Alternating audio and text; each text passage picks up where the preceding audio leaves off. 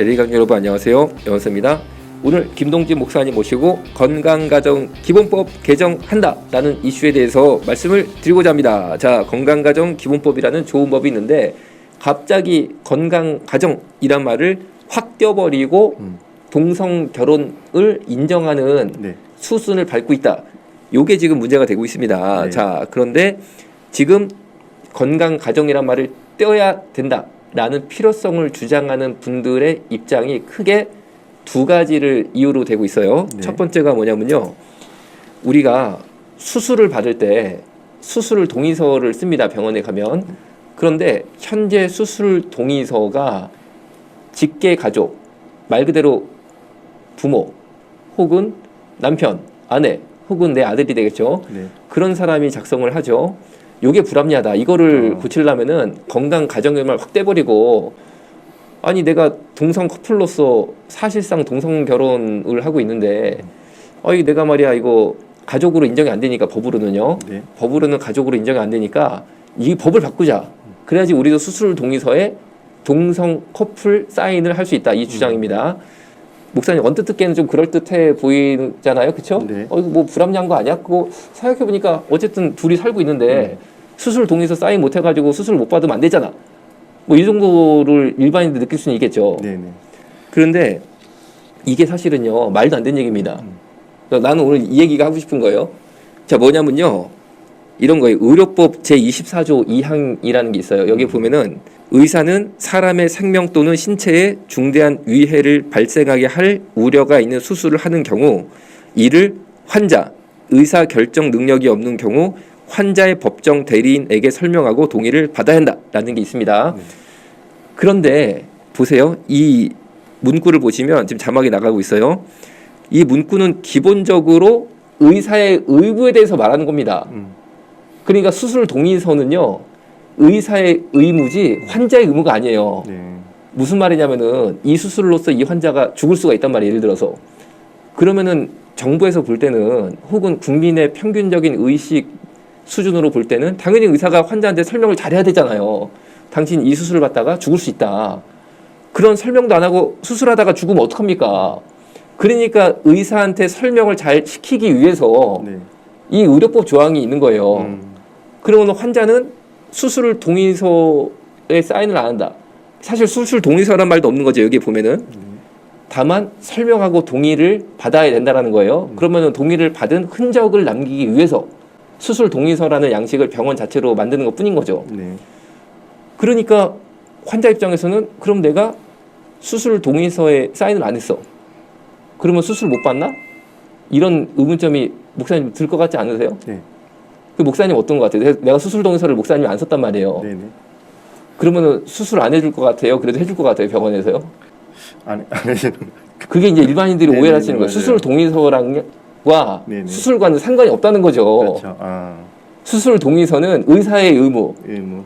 왜냐하면 설명을 잘 해주라는 의무를 지키기 위해서 설명하고 동의를 구해야 되니까 거기에 대해서 어떤 우리가 흔적을 남겨야 되니까 동의서는 부차적으로 필요한 것 뿐이지 환자가 수술을 받기 위한 필수 조건이 아니라는 거죠.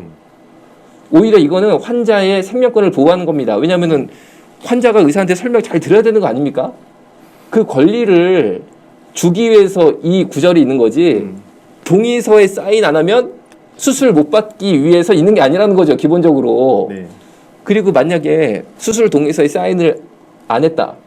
그래도 수술을 합니다. 왜냐하면은 만약에 그런 이유로 수술을 거부해서 환자가 건강에 해를 입게 됐어요. 뭐 휴유장애라든지 제일 심한 경우 사망이죠.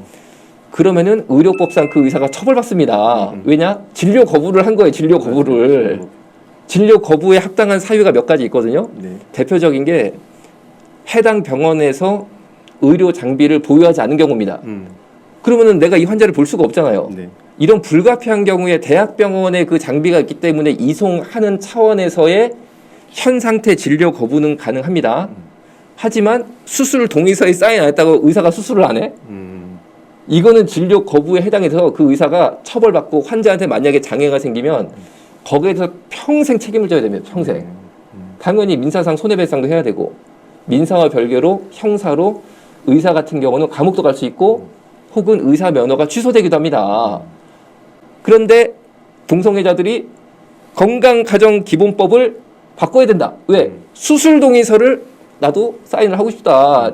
내 동성 애인이 수술을 받는데 내가 사인을 해주고 싶다. 이거는 말이 안 된다는 거죠. 결국에. 네. 말이 안 된다는 거죠. 그거 안 해도 돼. 수술은 그냥 해줘. 수술을 그냥 하는 거야. 별도야 별도. 이거는 의사가 신경 쓸 문제지 환자가 쓸 문제가 아니야.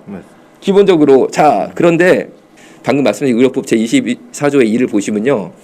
이를 환자 그리고 가로치고 의사 결정 능력이 없는 경우 환자의 법정 대리인이라고 돼 있잖아요.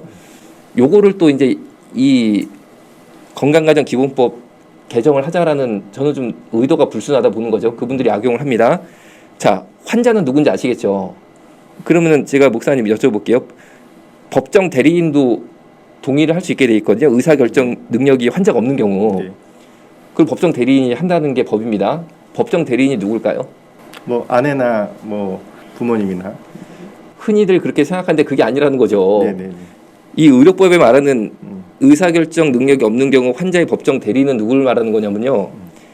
이런 겁니다. 의사결정 능력이 없다는 게 우리가 언뜻 생각하는 것처럼 내가 지금 너무 경황이 없다든지 정신이 없습니다. 막 의식이 떨어지고 있어요.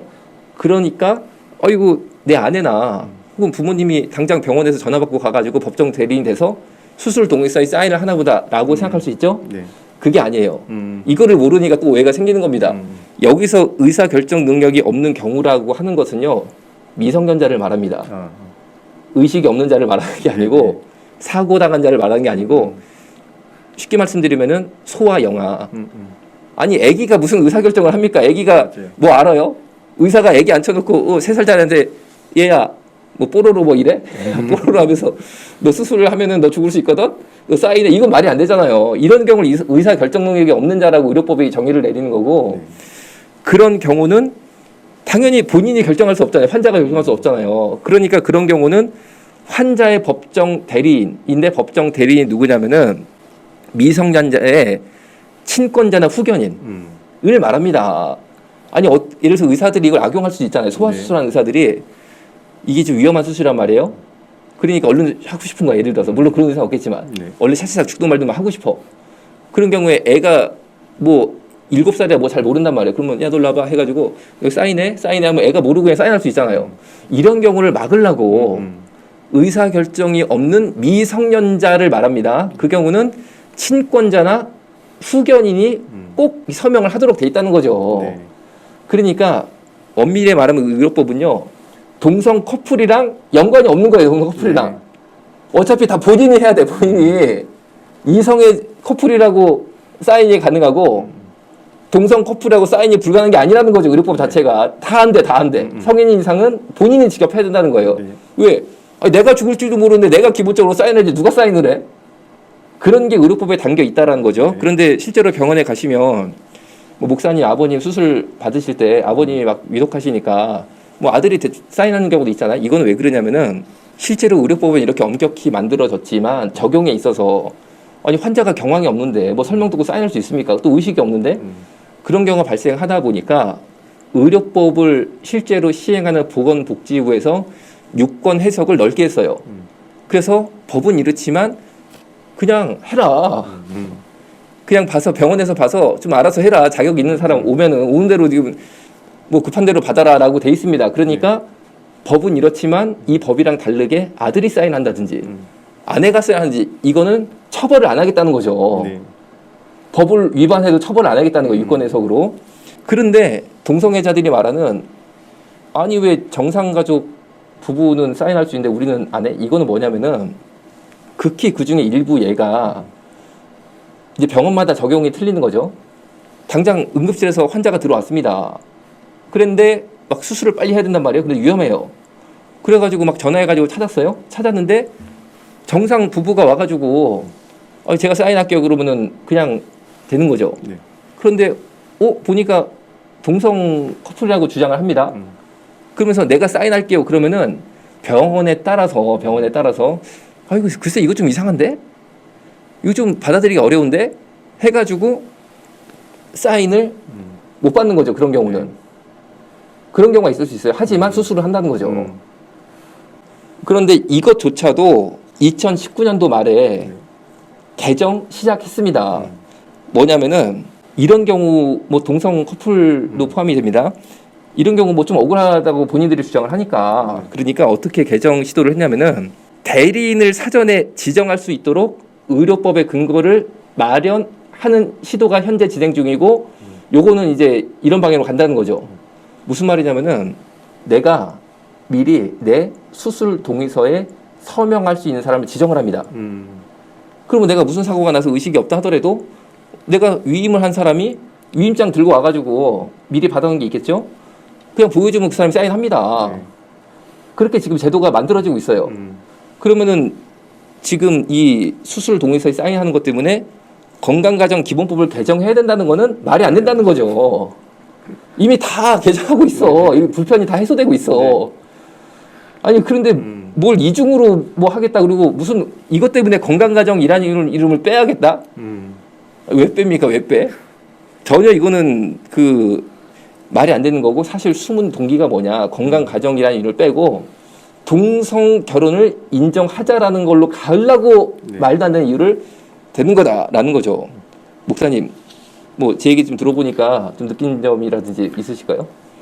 아무래도 우리 원장님이 말씀하신 의료적인 어떤 부분으로 이들이 접근을 하려고 하는데 사실 그런 부분도 정말 말이 안 된다라는 생각이 들으면서 제가 함께 듣게 되고 또 기본적으로 이 사람들이 가지고 있는 생각이 기본적인 가정에 대한 어떤 생각 자체를 아예 해체시켜 버리려고 하는 그 의도가 다분히 있고 특별히 또 이 동성애자들이 동성 결혼으로 어쨌든 가려고 하는 분명한 그들의 지향점이 있다 보니까 뭐 사안만 보이면은 다짜고짜 그것부터 들이미는 어떤 그런 모습이 좀 보이는 것 같다는. 예, 맞습니다. 그러면 극단적으로 생각해 볼까요? 네. 만약에 수술 동의서를 받지 못했어요. 네.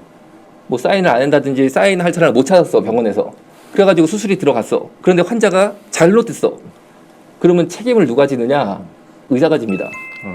왜냐하면 의사는요 주의 설명의 의무가 있어요. 네. 의사는 무조건 주의를 주고 설명을 해야 됩니다. 그런데 주의 설명의 의무를 태만하게 했을 때는 의사가 처벌받습니다. 예를 들어서 수술 동의서에 사인 안 했다고 환자한테 불이익 가는 게 없다니까 오히려 사인을 안 했기 때문에 의사가 더 불이익이 와. 네. 그러니까 의사가 더 지금 이게는 눈이 뻘겋게 야 이거 진짜 이게 문제가 될 것 같으면 야 건강가족이 웬 말이냐 지금 내 면허가 달렸다 나 감옥 가게 생겼다 이거 빨리 띄고 바꿔 개정해 이러고 나옵니다. 의사들이 더 급합니다. 이거 내가 더 급해 동성애자보다 말하자면. 근데 여러분 의사들이 건강가정기본법 개정하다고 뭐 말하는 거 봤습니까? 의협에서 말해요? 안 하잖아요. 왜냐하면 현실적으로 다 해소가 되고 있고 불공정하지 않다는 거죠. 다 공정하게 되고 있다는 거죠. 또 이미 일부 좀 그런 거는 지금 잘 되고 있어요. 개정하려고 잘 되고 있기 때문에 아무 문제가 없다는 거죠. 네. 그러니까 아니 왜 의사들이 할 걱정을 동성애자들이 해주나 난 모르겠어.